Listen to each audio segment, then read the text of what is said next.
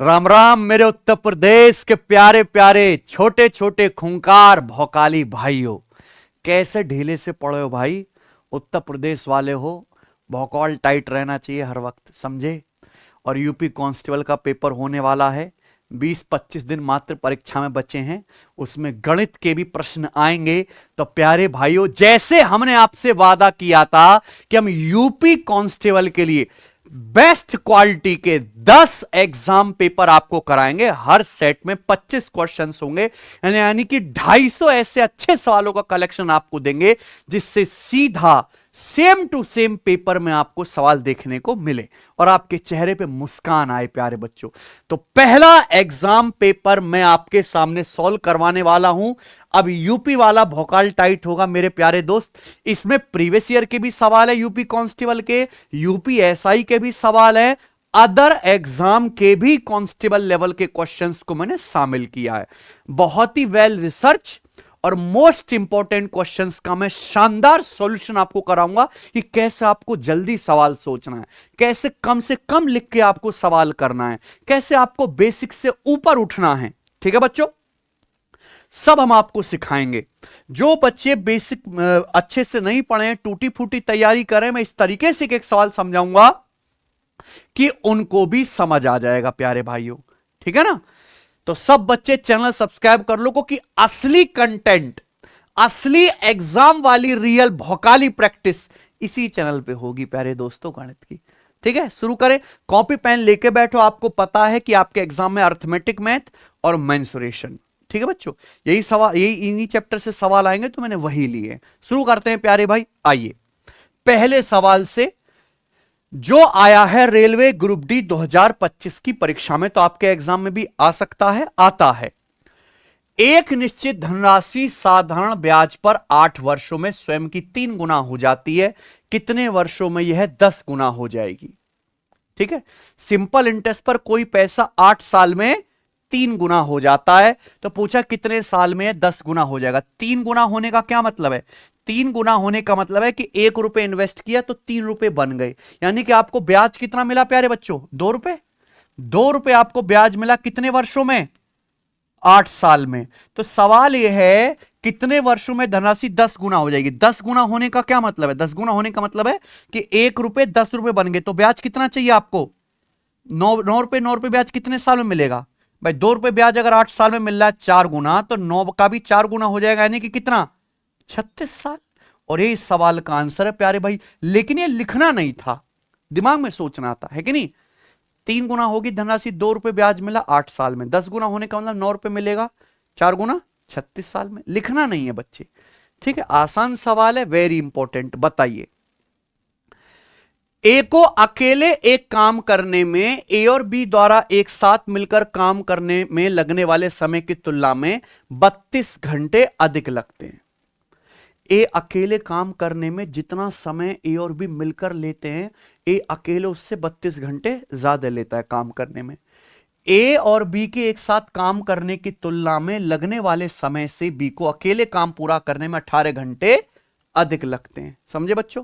पूछा 9 घंटे में ए और बी एक साथ मिलकर कितने प्रतिशत काम कर सकते हैं। बहुत अच्छा सवाल है, और ऐसा नहीं है, इसी का हल्का वर्जन प्रीवियस ईयर में आ रखा है। मैं आपको बिल्कुल बेसिक से समझाता हूं। मान लीजिए कि 2 आदमी ए और बी मिलकर किसी काम को x घंटे में करते हैं, ये मैंने मान लिया है बच्चों।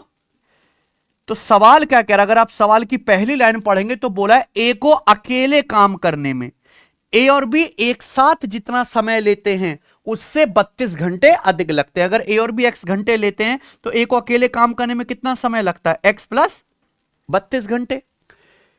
ए और बी को एक साथ काम करने में जितना समय लगता है, बी को अकेले काम करने में उससे 18 घंटे अधिक लगते हैं। यानी कि ए प्लस बी अगर x घंटे ले रहे हैं तो बी काम पूरा करने में कितना समय लेता है? x प्लस 18 घंटे। पूछा है 9 घंटे में ए और बी एक साथ मिलकर कितने प्रतिशत काम कर सकते हैं। तो आप ये बताओ, ए और बी मिलकर पूरा काम कितने समय में करेंगे। यानी कि आपको क्या निकालना है? x की वैल्यू। तो इसका डायरेक्ट शॉर्टकट, डायरेक्ट फॉर्मूला होता है, देखो यही पैटर्न आएगा। 2 लोग मिलकर काम x घंटे में करते हैं, ए अकेला 32 घंटे ज्यादा ले रहा है, बी अकेला काम करने में दोनों से 18 घंटे ज्यादा ले रहा है। तो एक्स की जो वैल्यू आएगी ना बच्चों, वो डायरेक्ट होती है √32 गुणा 18, गुणा करके क्या ले लीजिए, √32 गुणा 18 कितना होता है प्यारे बच्चों, यहां पे 576, 540 और 36, 576 का √24, यानी कि ए और बी दोनों मिलकर उस काम को 24 घंटे में कर सकते हैं। अगर सवाल यही पूछा होता आंसर आ जाता, लेकिन एक लेवल आगे पूछा है कि 9 घंटे में ए और बी एक साथ मिलकर कितने प्रतिशत काम कर सकते हैं। भाई ए और बी मिलकर पूरा काम कितने समय में करते हैं बच्चों, 24 घंटे में। तो ए और बी 1 घंटे में कितना काम करेंगे, 1/24। तो ए और बी 9 घंटे में मिलकर कितना काम करेंगे, 9 से गुणा, ये किससे चला गया, 3/8, 3 से कट गया ना, 1/8 होता है 12.5%, तो 3/8 क्या आएगा, 12.5% का 3 गुना, यानी कि 37.5%। Option number B. देखो मैंने आपको समझाने में समय लिया, मैंने एक एक स्टेप आपको लिख के बताया को कि यहां सवाल उड़ाना नहीं है, उससे आपको पेपर में कोई फायदा नहीं होगा। कि कोई गधा बच्चा भी, गधा ठीक शब्द नहीं है, इज्जत के साथ बोलते, कोई कमजोर बच्चा भी समझ पाए उस तरीके से मैं बता रहा हूं, है ना। अब ये कॉन्सेप्ट आपको याद रहेगा पेपर में, समझे ना बच्चों। चलिए सवाल नंबर है आपके सामने तीसरा, यूपीएसआई 15 मार्च की सेकंड शिफ्ट में सवाल आया है बच्चों, ठीक है, बनाएं। एक दुकानदार अपनी वस्तु का अंकित मूल्य क्रय मूल्य से 37% अधिक रखता है। एक दुकानदार वस्तु का मार्क प्राइस कॉस्ट प्राइस से 37% ज्यादा रखता है, ये क्या, मार्कअप परसेंटेज। इसी को क्या बोलते हैं बच्चों, मार्कअप प्रतिशत। कि किसी वस्तु का अंकित मूल्य उसके क्रय मूल्य से जितने % बढ़ा के रखा गया है। ग्राहकों को आकर्षित करने के लिए वह अंकित मूल्य पर 16% की छूट देता है। यह दुकानदार 16% डिस्काउंट देता है कस्टमर को लुभाने के लिए। छूट देने के बाद दुकानदार को वस्तु बेचने पर कितने प्रतिशत लाभ होता है, इसकी गणना कीजिए। डिस्काउंट देने के बाद दुकानदार को कितने प्रतिशत का लाभ होगा, यह पूछा है ना। तो सीधा शॉर्टकट है प्यारे बच्चों, 37% मार्कअप किया, उसके बाद 16% डिस्काउंट दिया, तो प्रॉफिट परसेंटेज क्या होगा, इन दोनों का सक्सेसिव। ठीक है बच्चों, 37 और -16 का सक्सेसिव कैसे निकालते हैं, सीधा फॉर्मूला है 37 - 16 -37 गुणा 16/100%। क्लियर है, आप बोलोगे हाँ जी सर बिल्कुल क्लियर है ये, ठीक बच्चों। देखो यहां पे लाभ प्रतिशत ही होगा, तो लॉस वाले तो आंसर है ही नहीं, तो इस सवाल का एक ही आंसर पॉसिबल था, क्या, केवल, क्योंकि सवाल खुद ही कह रहा कितने प्रतिशत लाभ होगा, तो लॉस वाले आंसर है क्या, नहीं। बाकी चाहे आप सॉल्व कर लो, 37 - 16 21 माइनस 37 की 16 में गुणा करेंगे तो 480 और 112 592/100 कितना आ गया, 5.92। तो 21 में से 5.92 घटाएंगे प्यारे बच्चों, कितना आ गया आपका, 15.08%। फाइनल आंसर आपका पॉजिटिव आया, तो पॉजिटिव आने की वजह से आपको क्या हो गया, प्रॉफिट। समझे बच्चों, तो इंपॉर्टेंट सवाल है, सीख लीजिए। बताइए, बहुत बढ़िया, बहुत एवरेज का शानदार सवाल। किसी विद्यार्थी के अंक गलती से 37 के स्थान पर 25 दर्ज कर दिए गए। इसके कारण कक्षा के औसत अंकों में 4/3 की कमी हो गई। कक्षा में विद्यार्थियों की संख्या कितनी है। भाई मास्टर जो है पी के रात को मार्क्स चढ़ा रहा था रजिस्टर में, तो एक बालक के नंबर क्या कर दिए, 37 के बजाय गलती से 25 चढ़ा दिया, यानी कि इस बालक के नंबर कितने कम कर दिए, 12। एक बालक के मार्क्स 12 कम कर दिए, तो पूरी क्लास का औसत भी गिर जाएगा। पूरी क्लास का एवरेज कितना कम हो गया, 4/3। क्लास में बच्चे कितने, तो सीधा कंसेप्ट क्या है, टोटल में चेंज बटे एवरेज में चेंज। भाई टोटल एक बच्चे के मार्क्स कितने कम हो गए, 12। पूरी क्लास के औसत में कितनी कमी हुई, 4/3 की। तो 12 को 4/3 से डिवाइड करो, 4 × 12 ऊपर 3 × 9, ये क्लास में बच्चों की संख्या। इससे शॉर्ट तरीका पूरी दुनिया में है ही नहीं इस सवाल को करने का। कोई भी सवाल आए हमेशा इसी तरीके से निपट जाएगा। आइए 5वां सवाल, ये रेलवे के सब इंस्पेक्टर का है, तो यूपी कांस्टेबल में आने से कोई रोक नहीं सकता इसे, योगी जी भी नहीं रोकेंगे। बताओ, एक आदमी 24 किलोमीटर/आवर की गति से साइकिल चलाकर हॉस्टल से कॉलेज 11 मिनट की देरी से पहुंचता है। व्यक्ति, स्टूडेंट नहीं, व्यक्ति, जरूर जेएनयू का होगा। तो ये 24 किलोमीटर पर आवर की स्पीड से साइकिल चलाकर हॉस्टल से कॉलेज पहुंचता है 11 मिनट देरी से। अगर वह 30 किलोमीटर पर आवर की गति से साइकिल चलाता है तो 8 मिनट जल्दी पहुंच जाता है। हॉस्टल और कॉलेज के बीच की दूरी ज्ञात कीजिए। समझे ना, बहुत शानदार। आप इस प्रश्न को रेशियो से भी बना सकते हैं, पर रेशियो से भी जल्दी एक स्टेप में आंसर लाने वाला मेथड क्या है भाई? 24 की स्पीड से साइकिल चलाएगा तो 11 मिनट देरी से पहुंचेगा, 30 की स्पीड से साइकिल चलाएगा तो 8 मिनट जल्दी पहुंचेगा। अगर टाइम का डिफरेंस दिया हुआ है तो डिस्टेंस निकालने का यह सबसे आसान तरीका है S1 गुणा S2, नीचे S1 डिफरेंस S2 गुणा डेल्टा टी। डेल्टा टी यानी कि टाइम में डिफरेंस। डेल्टा टी क्या है? टाइम में डिफरेंस। ठीक है बच्चों, वैसे सवाल का आंसर आ चुका है ऑप्शन के हिसाब से सी। आप बोलोगे सर कैसे? किलोमीटर में बताना ना भाई। पहले आदमी की पहले स्पीड कितनी थी? 24 किलोमीटर पर आवर, है ना, और अब S2 कितना है? 30। नीचे स्पीड का डिफरेंस कितना आएगा? 6 इंटू डेल्टा टी यानी कि टाइम में डिफरेंस। पहले 11 मिनट देरी से पहुंच रहा था, अब 8 मिनट जल्दी पहुंच रहा है। देरी का मतलब शेड्यूल टाइम से ज्यादा है और जल्दी का मतलब शेड्यूल टाइम से पहले माइनस। तो टाइम का डिफरेंस कितना आएगा? 11 में से अगर ये -8 घटाएंगे तो माइनस माइनस प्लस 19 मिनट नहीं आएगा भाई? पहले 11 मिनट देरी हो रही थी, अब 8 मिनट जल्दी पहुंच गए, तो टाइम का डिफरेंस प्लस 11 और -8 का 19 मिनट आएगा। तो टाइम का डिफरेंस है 19 मिनट। अगर स्पीड किलोमीटर पर आवर में तो टाइम भी आवर में होगा। 19 मिनट को आवर में बदलने के लिए हम लोग क्या करेंगे? 60 से डिवाइड।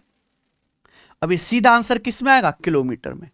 टाइम में डिफरेंस है 19 मिनट, घंटे में बदलने के लिए इसको 60 से डिवाइड कर दीजिए। मैंने इसलिए आंसर बता दे क्योंकि जो भी आंसर आएगा 19 का मल्टीपल आएगा, वो एक ही ऑप्शन है, क्योंकि 19 तो कटने वाला है नहीं कैलकुलेशन में। बात खत्म। ठीक है ना बच्चों? 30 दूनी 60, 6 दूनी 12 दूनी 24, तो क्या है आंसर? 19 दूनी 38 किलोमीटर हॉस्टल से कॉलेज तक की दूरी। आइए बच्चों, निशी 21 किलोमीटर पर आवर की चाल से शॉपिंग मॉल जाती है, 77 किलोमीटर पर आवर की चाल से वापस आती है। पूरी यात्रा के लिए निशी मैडम की औसत चाल किलोमीटर पर आवर में ज्ञात कीजिए। यही सवाल आएगा, बार बार आएगा, कई शिफ्ट में आएगा, डेटा बदल बदल के आएगा। कॉन्सेप्ट क्या है कि भैया अगर कोई आदमी एक जगह से दूसरी जगह जाता है S1 की चाल से, फिर सेम उतनी ही डिस्टेंस वापस लौट के आता है S2 की चाल से, तो गया S1 की चाल से, लौट के आया S2 की चाल से, तो इस पूरी यात्रा में एवरेज स्पीड जो होगी प्यारे बच्चों, वो कैसे निकालते हैं हम लोग? Do you know? Average speed बराबर 2S1 S2 upon S1 plus S2। 2S1 S2 upon S1 plus S2 है कि नहीं सचिन? तो यहां निशा 21 किलोमीटर पर आवर की स्पीड से शॉपिंग मॉल जाती है, खूब शॉपिंग करवा के 77 किलोमीटर पर आवर की स्पीड से वापस आती है। पूरी यात्रा की एवरेज स्पीड क्या है? तो S1 की जगह आप रख दोगे 21 और S2 की जगह 77, और नीचे 21 प्लस 77 कितना आएगा? 98। बताओ, ये एवरेज स्पीड आ जाएगी भाई। देखिए, अगर आप इस सवाल के देखो प्यारे बच्चों, हैं सचिन, तो आप ये बताओ 23 आ सकता है क्या कभी? 23 एक सड़ा हुआ नंबर है। 23 है क्या? 39 नहीं आएगा, 39 के लिए 13 चाहिए, 13 नहीं है। 34 के लिए 17 चाहिए, 17 नहीं है। यानी कि आंसर क्या आ सकता है? बस बाकी आप कैलकुलेशन करो, कैलकुलेशन भी हो जाएगी मेरे भाई।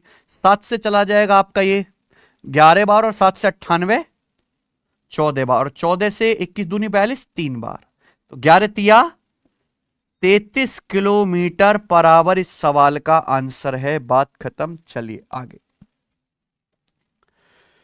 840 रुपए में एक शर्ट बेचने पर किसी व्यापारी को 10% की हानि होती है। उस शर्ट को 1540 रुपए में बेचने पर उसे X% का लाभ होगा। X का मान ज्ञात कीजिए। अगर सवाल करके आपको मजा आ रहा है, कॉन्फिडेंस आ रहा है ना, इंटरेस्टिंग क्वेश्चन है सारे, तो वीडियो को लाइक कमेंट जरूर करना भाई, ठीक है? तभी मैं डेली कराऊंगा। 840 रुपए में एक शर्ट अगर आदमी बेचता है तो 10% लॉस होता है। 1540 में बेचेगा तो लाभ होगा। X का मान आपको बताना है। लाभ या हानि किस पे होता है? सीपी पे। भाई हमने मान लिया है कि एक शर्ट का कॉस्ट प्राइस लागत मूल्य 100% है। कोई वस्तु 100% से जितने प्रतिशत कम या ज्यादा में बिकती है वही लाभ या हानि होता है बच्चों। ध्यान सुनिएगा, बेस्ट तरीका बता रहा हूं। एक व्यापारी एक शर्ट 840 रुपए में बेचता है। 840 रुपए में बेचने से 10% का लाभ होता है। 100% पे 10% का लाभ हुआ तो सचिन शर्ट बिकी कितने में? 90% में। 100% पे 10% लॉस होता है, सॉरी, तो बिकी कितने में? 90% में। अगर उसी शर्ट को 1540 रुपए में बेचा जाए तो बस ये पता लगाओ कि वो शर्ट कितने परसेंट में बिकेगी, बताइए बच्चों। 840 रुपए में बेचा जाता है तो शर्ट 10% लॉस पर, 100% पे 10% लॉस होगा, 90% में बिकेगी। 1540 रुपए में शर्ट बिकेंगे तो कितने परसेंट में बिकेगी प्यारे बच्चों? ऐसे भी कर सकते कि सीधा इन्हीं को डिवाइड कर दो, है कि नहीं सचिन? 14 छिंग 84 और 14 से 154, 11 बार, 6 से आपका 90, 15 और 11 गुणा 15 165। तो क्वेश्चन मार्क कितना आ जाएगा? 11 गुणा 15 165%, यानी कि 100% के लागत मूल्य का सामान 165% में बिकेगा। तो जो 65% एक्स्ट्रा में बिका वही क्या हो जाएगा आपको? लाभ। तो एक्स की वैल्यू कितनी है? 65। कोई दिक्कत? चले बच्चे ये बताओ, सीएचएसएल मेंस 2024 के पेपर का सवाल है प्यारे भाई, और बिल्कुल कांस्टेबल के लेवल का ही है। 3 संख्याओं का अनुपात 5:7:9 है। उनका एलसीएम 1260 है। संख्याओं का एलसीएम 1260 है। सबसे बड़ी और सबसे छोटी संख्या के बीच का डिफरेंस कितना है, बताइए। देखो, 3 संख्याओं का रेशियो 5:7:9 है। संख्याओं का रेशियो पता है, संख्याओं की वैल्यू नहीं पता। तो संख्याओं की वैल्यू निकालने के लिए पहले क्या चाहिए? संख्याओं का एचसीएफ, है ना भाई। हमने मान लिया कि माना संख्याओं का एचसीएफ कितना है? एच। माना संख्याओं का एचसीएफ एच है। अगर संख्याओं का रेशियो 5:7:9, में पूरा डिटेल में बताता हूं, तो संख्याएं क्या होंगी? 5h 7h और 9h। क्योंकि जब आप इनका रेशियो लोगे तो जो हाईएस्ट कॉमन फैक्टर h है वो कट जाएगा, रेशियो 5:7:9 ही आएगा। संख्याओं का एलसीएम कितना आएगा प्यारे बच्चों, बताओ भाई। h तो आएगा ही आएगा एलसीएम में। आपको केवल 5, 7 और 9 का एलसीएम लेना है। तो 5, 7, 9 का क्या सीधी सीधी गुणा, है ना? बताओ, 5 सत्ते 35 निम्मा, यानी कि 315। तो 315h आएगा। और ये कितना दिया है सवाल में? 1260। चलो ये भी अच्छी बात है, सीधा सीधा कट रहा है 4 बार। 300 चौका 1200, 15 चौका 60, यानी कि संख्याओं का एचसीएफ 4 आ गया। अगर एचसीएफ पूछता तो ये आंसर आ जाता। संख्या पूछता 4 से गुणा कर देते, 4 पंजे 20, 28 और 36, है ना? सबसे छोटी 5h और सबसे बड़ी 9h, इनका डिफरेंस पूछा है तो क्या आएगा? और h का मान है 4, तो 4 चौक 16 सवाल का आंसर है प्यारे बच्चों। कौन सा ऑप्शन है? कोई समस्या? कर लोगे ना, एकदम आसान सी बात है। ये बताइए, 19 की पावर 2 से को 20 से विभाजित किया जाता है तो शेषफल ज्ञात कीजिए। बताइए बच्चे, 19 की पावर 200 को अगर हम लोग 20 से भाग करते हैं तो 20 से भाग करने पर शेषफल क्या आएगा? सोचिए प्यारे बच्चों। देखो, डायरेक्ट सवाल है। अगर 19 को आप 20 से भाग करेंगे तो 19 जो है 20 से 1 कम है। 19 क्या है? 20 से 1 कम है। तो 19 को 20 से भाग करने पर शेषफल क्या आएगा? -1। लेकिन पावर कितनी है? 200। तो रिमाइंडर की भी पावर 200 करना पड़ेगा। -1 की पावर 200 क्या आएगा? प्लस का 1 पॉजिटिव, यानी कि क्या आएगा रिमाइंडर? कुछ है ही नहीं सवाल में बच्चों, ये फर्जी सवाल है। ये आइए, 295 मीटर और 215 मीटर लंबी 2 ट्रेन विपरीत दिशाओं में चल रही हैं। पहली ट्रेन 61 किलोमीटर पर आवर, दूसरी 47 किलोमीटर पर आवर की चाल से चल रही है। उन्हें एक दूसरे को पार करने में कितना समय लगेगा? 2 ट्रेन की लंबाई बताइए। दोनों ट्रेन विपरीत दिशाओं में चल रही हैं बच्चों। एक दूसरे को पार करने में कितना समय लगेगा? प्यारे भाई, जब भी 2 ट्रेन एक दूसरे को पार करती हैं कितना समय लगता है? समय बराबर डिस्टेंस बटे रिलेटिव स्पीड। डिस्टेंस क्या होगा? हमेशा दोनों ट्रेन की लंबाई का सम। अपोजिट डायरेक्शन में पार करेंगी तो कितनी डिस्टेंस क्रॉस करनी पड़ेगी, एक दूसरे की लंबाई क्रॉस करनी पड़ेगी। तो दोनों की लंबाई का सम 295 प्लस 215 कितना आ गया 510। 510 की शकल देख के प्यारे बच्चों इस सवाल का एक ही आंसर आ सकता है 17, और आएगा ही नहीं। 510 का बच्चा है ना 17। तो distance but relative speed opposite direction में चलनी है, तो अपोजिट डायरेक्शन में रिलेटिव स्पीड क्या होता है S1 प्लस S2। तो एक की स्पीड 61 किलोमीटर पर आवर, दूसरी की है 47, तो 61 प्लस 47 कितना आएगा 108। 108 किलोमीटर पर आवर, मीटर पर सेकंड में बदलने के लिए 108 किलोमीटर पर आवर को मीटर पर सेकंड में बदलने के लिए 5/18 से गुणा कर देंगे। यहां डिस्टेंस मीटर में है और स्पीड को मैंने मीटर पर सेकंड में बदल लिया, तो सीधा आंसर बच्चों किस में आएगा सेकंड में आएगा। ठीक है ना। तो 18 छिक्का 108 6 पंजे 30, 510 को 30 से भाग करेंगे तो 3 से 51 17 बार 17 सेकंड, आंसर बी ऑप्शन। ठीक है ना बच्चों। लेकिन केवल यहां 510 देखते आंसर लगा देते 54 सेकंड में, 54 सेकंड से ऊपर नहीं लगेगा सवाल में। ये बताइए सवाल नंबर 11 करो।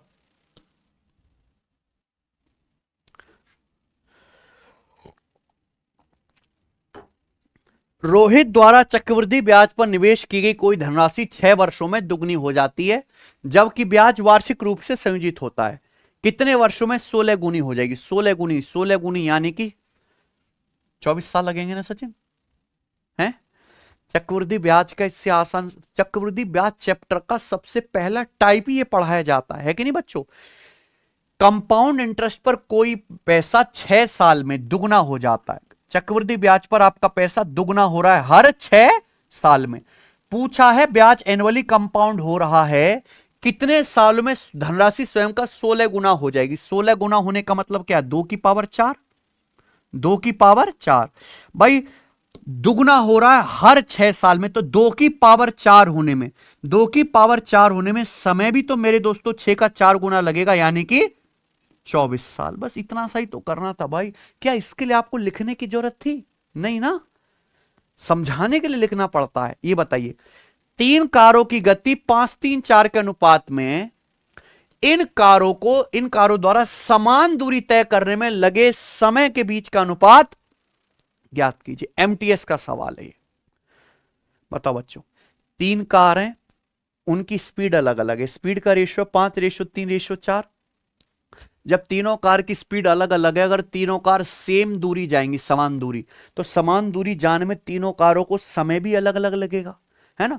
आपको क्या बताना है? समान दूरी तय करने में लगने वाले समय का रेशियो। क्या कॉन्सेप्ट है? अगर डिस्टेंस सेम है, दूरी सेम है, तो स्पीड और टाइम एक दूसरे के इनवर्सली प्रोपोर्शनल विद क्रमानुपाती होते हैं। स्पीड और टाइम का रेशियो एक दूसरे का क्या होता है? उल्टा होता है कि नहीं बच्चे? तो अगर यहां पे 3 कारों की स्पीड का रेशियो 5:3:4 है, तो सेम दूरी जाने में इन कारों को जो टाइम लगा, टाइम का रेशियो क्या होगा? इनका उल्टा। स्पीड का उल्टा कर देंगे, 1/5 रेशियो 1/3 रेशियो 1/4। तो 5 3 4 का एलसीएम कितना आ जाएगा? 60। 60 से गुणा करेंगे तो 5 से 60 12। ठीक है, तो क्या आंसर आ गया? ए आ गया, कुछ जरूरत ही नहीं है। 5 से 60 12 बार, 3 से 60 20 बार कट गया, और 4 से 60 हमारा 15 बार कट गया। 12:20:15 आंसर आ गया प्यारे भाई। चलिए बताइए सवाल नंबर आपके सामने 13 करो। एक पंसारी ने अपनी वस्तुओं को क्रय मूल्य से 75% अधिक मूल्य पर अंकित किया और उन्हें X% की छूट पर बेचा। पंसारी है, उसने क्रय मूल्य से 75% ज्यादा प्राइस पे एमआरपी लगाया, फिर मार्क प्राइस पे X% का डिस्काउंट दिया। डिस्काउंट देने के बाद जब उसने बेचा वस्तु पे तो 33% का लाभ हुआ।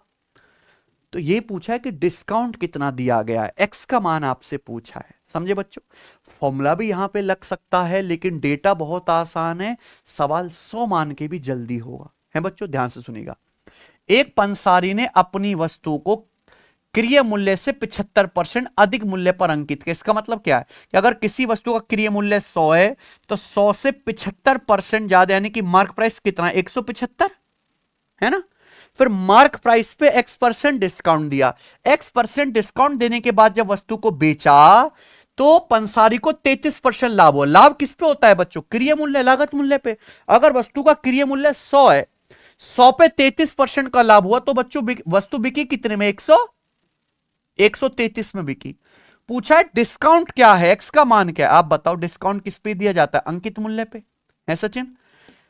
175 के एमआरपी का सामान 133 में आपने बेचा, आपने कितना डिस्काउंट दिया? निकालना है तो क्या ले लीजिए? रेशियो। रेशियो सबसे बेस्ट है। 7 से कट रहा है देखो, 25 सत्ते 175 और ये कितनी बार? 19 बार। यानी कि अल्टीमेटली 25 का सामान 19 में बिका, तो कितना डिस्काउंट हुआ प्यारे बच्चों? ये 6 का कितने पर? 25 पर। 1/25 क्या होता है? 4%। तो 6/25 कितना आ गया? 24%। तो 24% डिस्काउंट है। कौन सा ऑप्शन है? समझे ना, आसान सी बात थी। ये बताइए बच्चों, सवाल नंबर 14 बनाएं।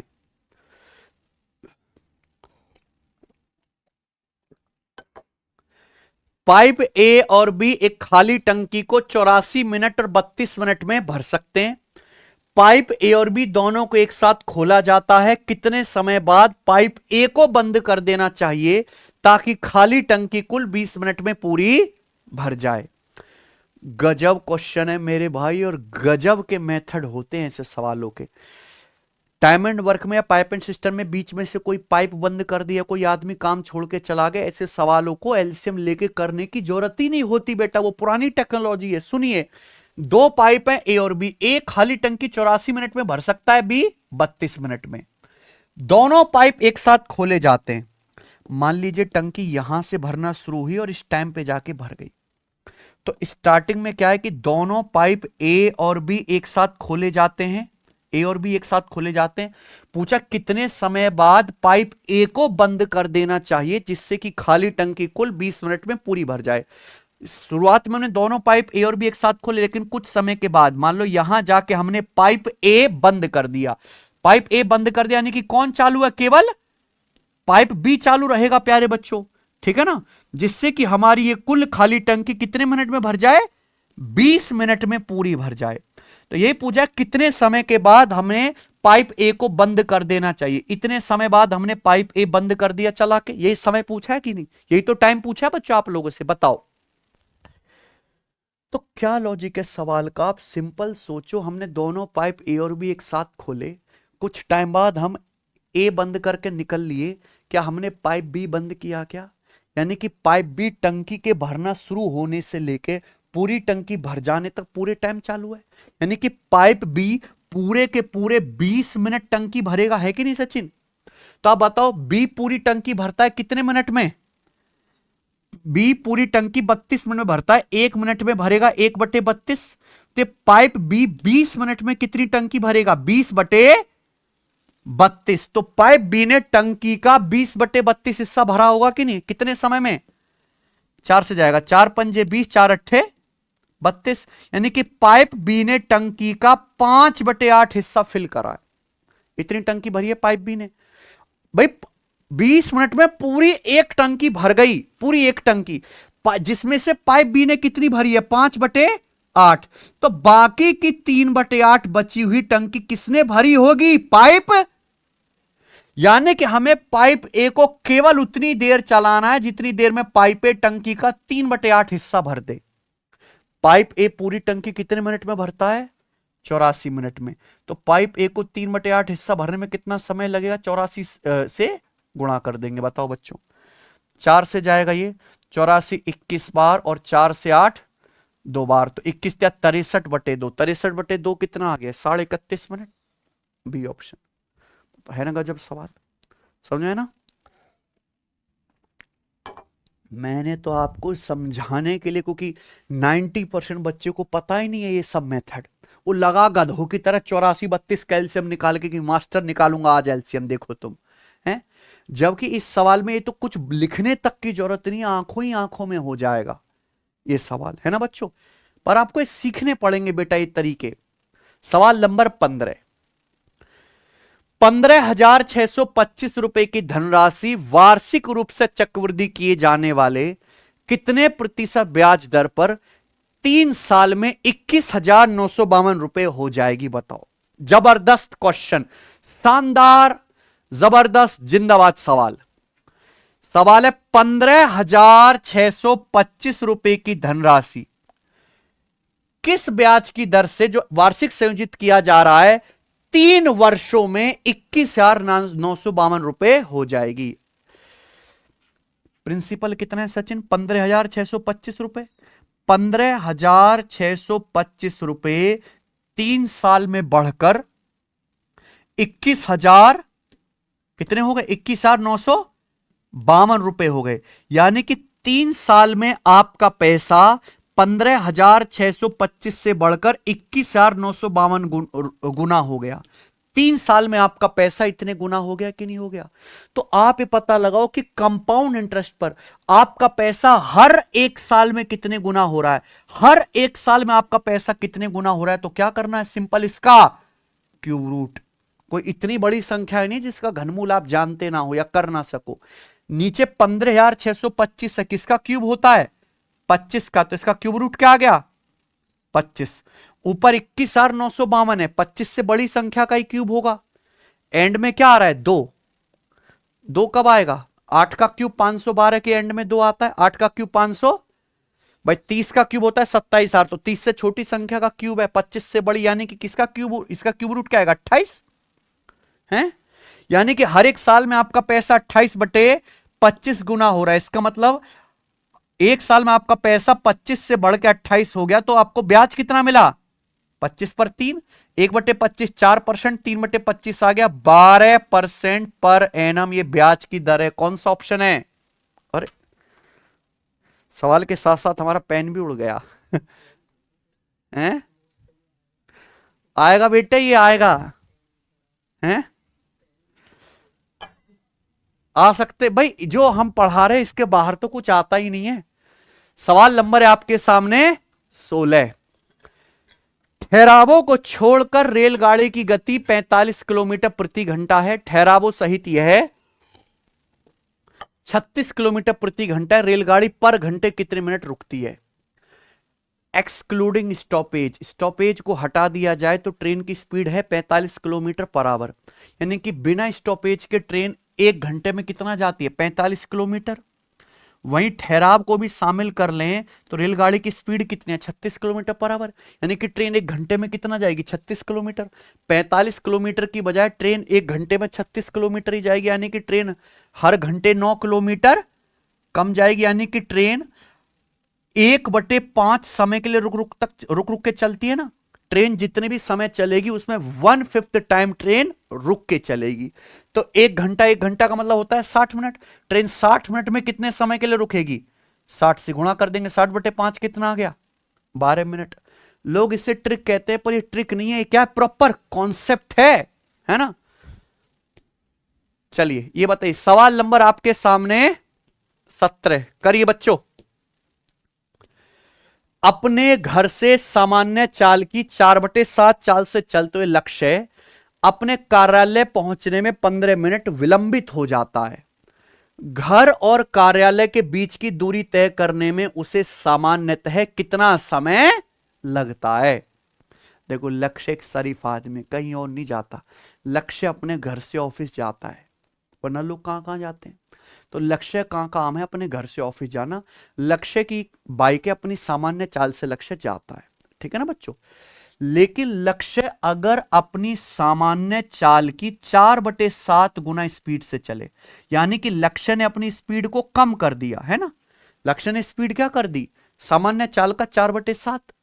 अगर लक्ष्य ने स्पीड कम कर दी तो समय ज्यादा लगेगा। प्यारे बच्चों, आप एक बात सुनेगा, लक्ष्य का काम है अपने घर से कार्यालय ऑफिस जाना, यानी कि डिस्टेंस तो सेम ही जा रहा है लक्ष्य। अगर डिस्टेंस सेम है तो स्पीड और टाइम का रेशियो क्या होना चाहिए? एक दूसरे का उल्टा। अगर लक्ष्य ने अपनी स्पीड को 4/7 गुना कर दिया स्पीड को, तो लक्ष्य को जो लगने वाला समय है वो उल्टा 7/4 गुना हो जाना चाहिए कि नहीं? रिवर्स रेशियो में, है कि नहीं बच्चों। यानी कि अगर लक्ष्य को पहले 4 यूनिट समय लगता था नॉर्मली स्पीड से चलने पर, तब लक्ष्य को अब कितना समय लगता है? 7 यूनिट। यानी कि लक्ष्य कितना लेट हो जाता है? 3 यूनिट। सवाल के अनुसार कितना लेट होता है? 15 मिनट। तो 3 की वैल्यू ही 15 मिनट है, 5 गुना। तो सामान्य चाल से चलने पर लक्ष्य को कितना समय लगेगा? 4 की वैल्यू भी 5 गुना आ जाएगा। यानी कि आंसर कौन सा ऑप्शन है? ए ऑप्शन है। ठीक है बच्चों, चलिए ये बताइए।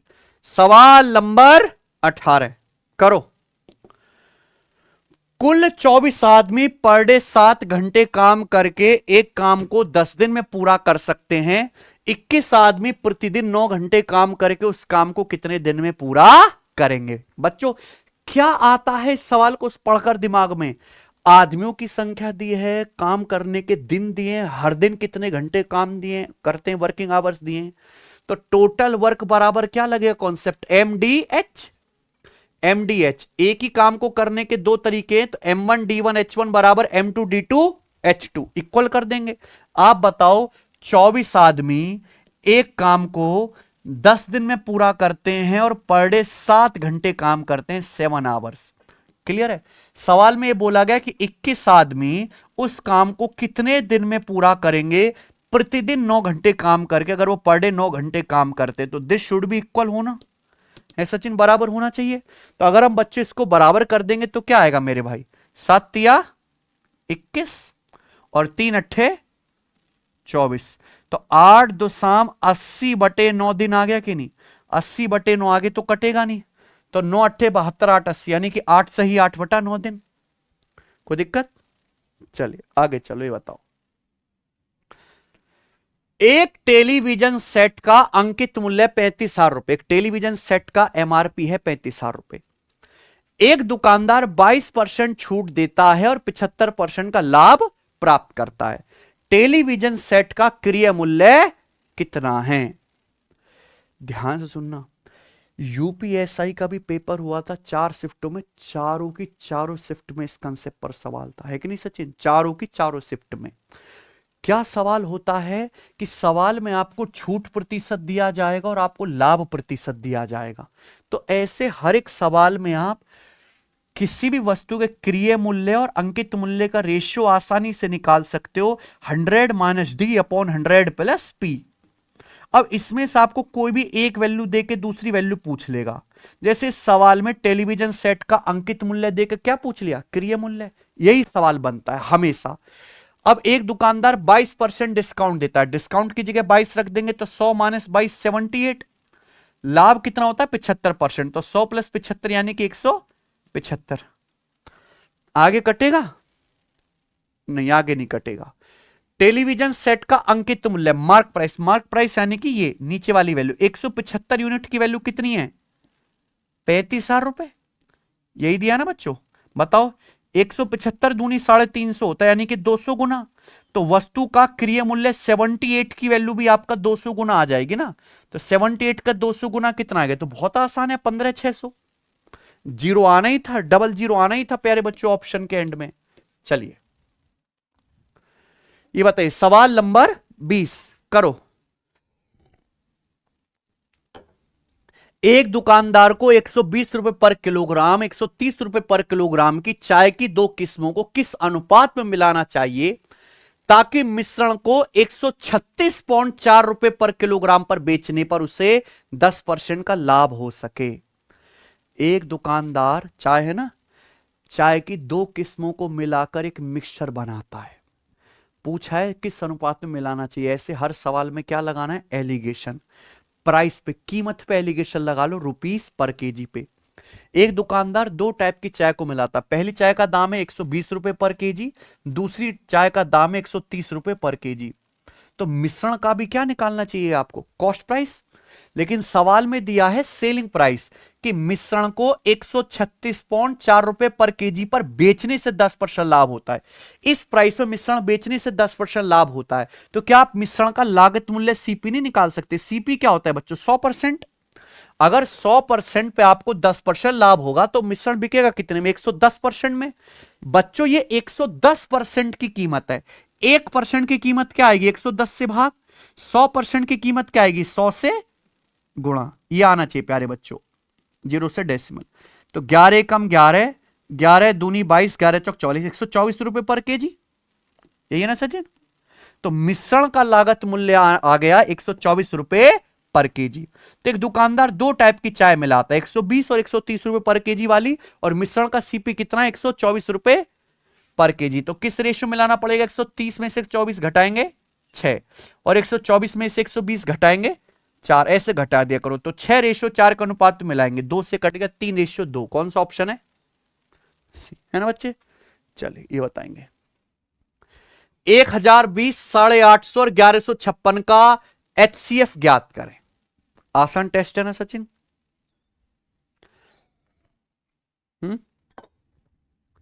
1020, 850 और 1156 का HCF मतलब हाईएस्ट कॉमन फैक्टर, वह बड़ी से बड़ी संख्या जो 1020 को भी काटे, 850 को भी डिवाइड करो, 1156 को भी डिवाइड करे। जब इतने आसान नंबर हैं तो सॉल्व ही नहीं करना होता सवाल। सवाल कैसे हो जाता है? ऑप्शन से। क्या 1020 28 से कटता है? 1020 का मतलब है 102 होता है, 17 छिक्का 102, कोई एक 28 का कोई जिक्र ही नहीं है। क्या 1020 24 से कटता है? 1020 प्यारे बच्चों 8 से ही नहीं कटता है नहीं बच्चे, तो ये भी नहीं है। 1020 22 से कटता है क्या? 22 में क्या आता है? 11, 11 से भी नहीं कटता। 102, 17 छिक्का 102 होता है। केवल 34 से, 34 से 1020 कट रहा है 30 बार, तो ये HCF हो सकता है।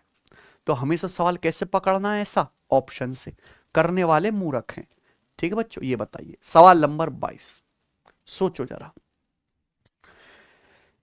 ये कितना है? 40.5, 40.5 किलोमीटर पर आवर की चाल से चलने वाली एक रेलगाड़ी एक खंबे को पार करने में 24 सेकंड का समय लेती है। 450 मीटर लंबे पुल को पार करने में कितना समय लगेगा? समझे ना बच्चों? यहां रेलगाड़ी की आपको लंबाई नहीं बताई गई है, रेलगाड़ी की क्या बताई? स्पीड। कि एक रेलगाड़ी खंबे को पार करने में 24 सेकंड लेती है, यही रेलगाड़ी जब 450 मीटर लंबे पुल को पार करेगी तो कितना समय लेगी? जो बेकार तरीके से बालक सवाल करते हैं वो पहले रेलगाड़ी की लंबाई निकालेंगे, फिर प्लेटफॉर्म क्रॉस करवाएंगे, डबल डबल मेहनत करेंगे। कुछ करना ही नहीं है भाई साहब, दिमाग लगाओ। एक बार बताओ, जब भी कोई रेलगाड़ी किसी पुल को पार करती है तो रेलगाड़ी कितनी डिस्टेंस जाएगी सचिन?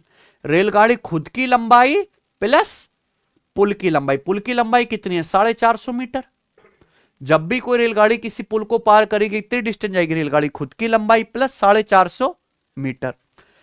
सवाल की अगर आप पहली लाइन पढ़ोगे तो बोला है रेलगाड़ी 40.5 किलोमीटर पर आवर की स्पीड से चलते खंबे को 24 सेकंड में पार करती है।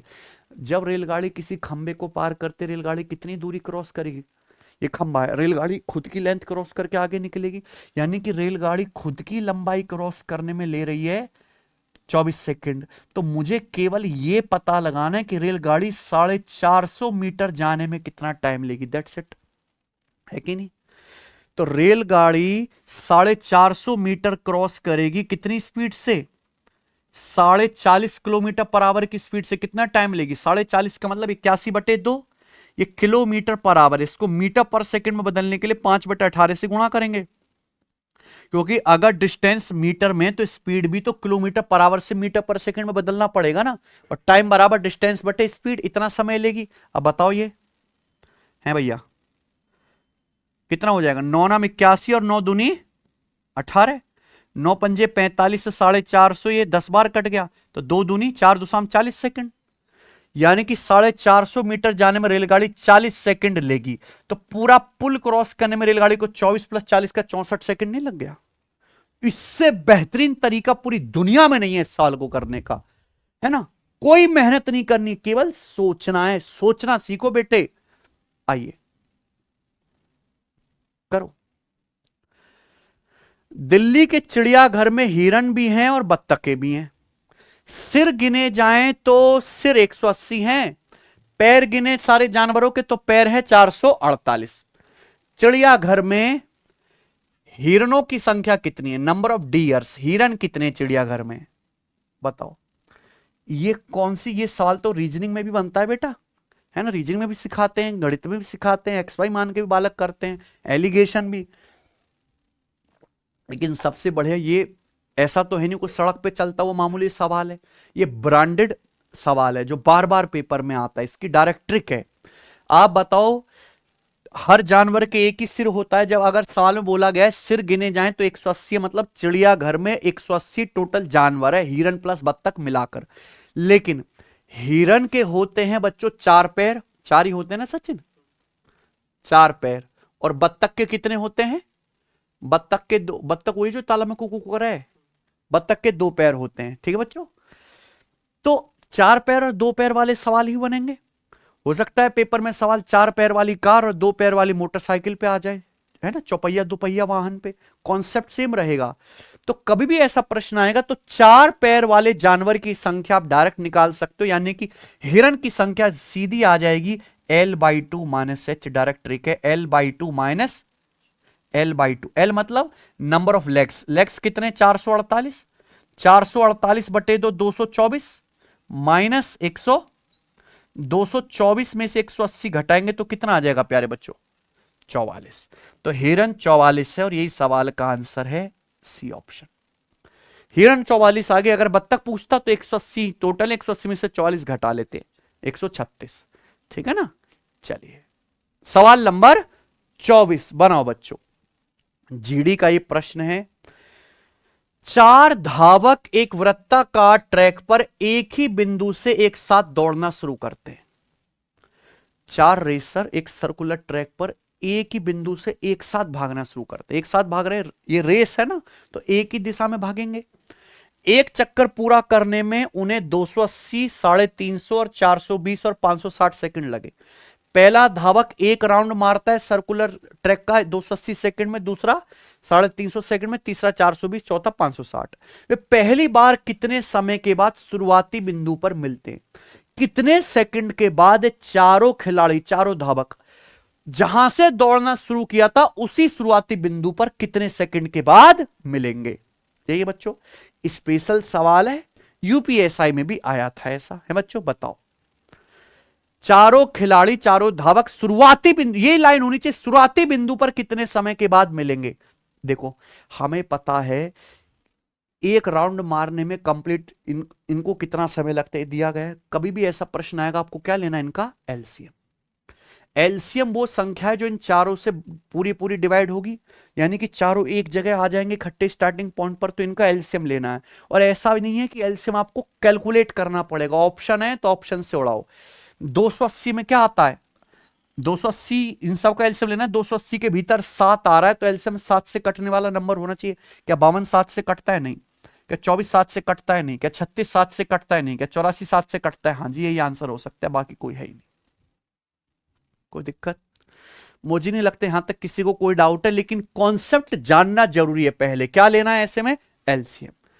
चलिए भगवान की कृपा से आखिरी सवाल करते हैं, सवाल नंबर 25। इजी टेस्ट था, पेपर भी इजी टू मॉडरेट था, मॉडरेट इसी लेवल का आएगा प्यारे भाई। 25 में से कम 22 सवाल तो ठीक होने ही चाहिए थे आपके। आपको एक संख्या दी है, पूछे इस संख्या में k का मान ज्ञात कीजिए ताकि यह संख्या 11 से विभाज्य हो।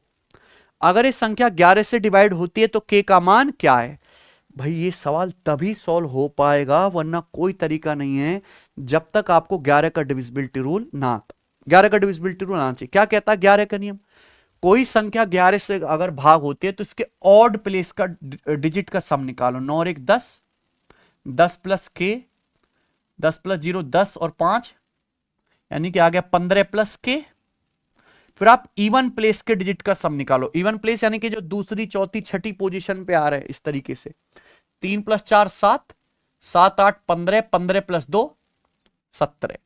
इनका डिफरेंस या तो 0 बनना चाहिए, और 0 नहीं हो सकता तो कोई 11 से कटने वाला नंबर बनना चाहिए। अगर इनका मैं डिफरेंस 0 लेता हूं, 0 कब होगा? जब 17 में से 17 घटाएंगे 0, तो k क्या लेना पड़ेगा 2। 15 प्लस 2 17 माइनस 17 0, तो k का मान क्या आ गया? तो इससे आसान कोई सवाल है क्या बच्चों? ठीक है जी। और इसी के साथ ये खत्म होता है प्यारे भाई। इसी तरीके से मैंने आपको 25 सवाल नहीं समझाए सचिन, सवालों की तरह थोड़ी ना समझाइए मैंने आपको कॉन्सेप्ट की तरह समझाए, फर्क है बहुत। ठीक है, ऐसे ही कल मैं शाम को एक और एग्जाम पेपर कराऊंगा। वीडियो पसंद आई है दूर दूर तक शेयर करो मेरे भाई। बेसिक कितना भी आप घिस लो कोई फायदा नहीं है जब तक सवालों का टीका नहीं लगेगा मिक्स्ड क्वेश्चंस की प्रैक्टिस का, क्योंकि paper type wise, level wise, chapter wise नहीं आना, पेपर तो मिक्स्ड आएगा और सब्जेक्ट वाइज भी मिक्स आएगा बच्चों, तो आपको उसी हिसाब से पढ़ना है। ठीक है, चलिए धन्यवाद।